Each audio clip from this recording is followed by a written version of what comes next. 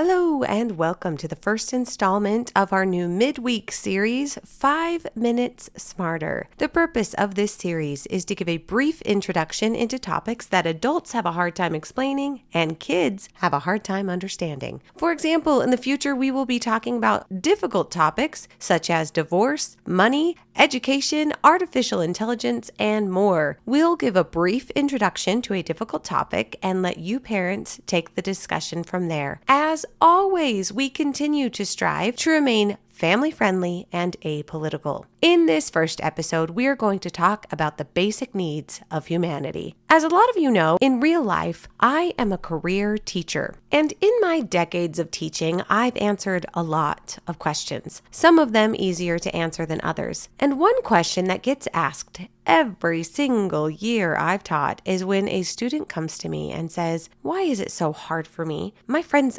understand everything just fine. Why is it difficult for me?" Well, there's a lot that goes into that answer. Aside from everyone's brains working differently, everyone also has different circumstances that they come to school with or that they start their learning with. There is a hierarchy of need, and when certain needs aren't met, it makes it really difficult to learn. Let me explain. In the early 1900s, there was a psychologist named Abraham Maslow, and his life's mission was to figure out what makes someone healthy.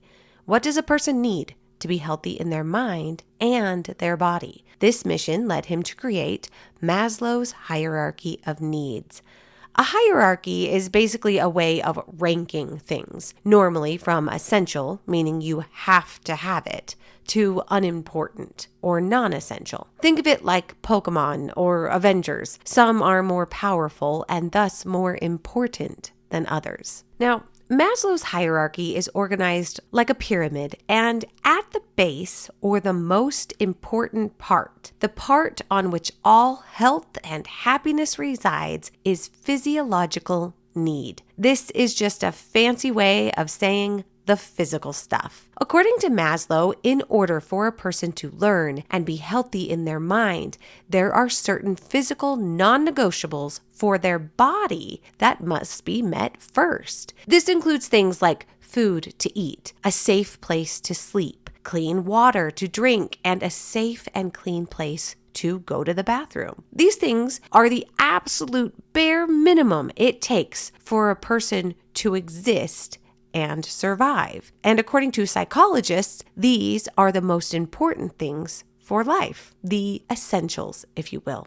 Now, on top of that base layer of the pyramid is several other layers. The next one up, above the physical need, is safety and security, or stability. It's nice to have a safe place to sleep, but if that place isn't consistent, it can affect the way your body and your mind handles things. As we go higher up the pyramid, we get to love and belonging. This is the middle of Maslow's hierarchy. This is having a parent or a family that loves you and you feel safe with. It's not until we get to the very tippy top of Maslow's pyramid that we get to things like self-esteem and self-expression, personality. In short, what Maslow's research found was that it's hard to know who you are if you don't have food, water, sleep, and safety. So why do I bring this up?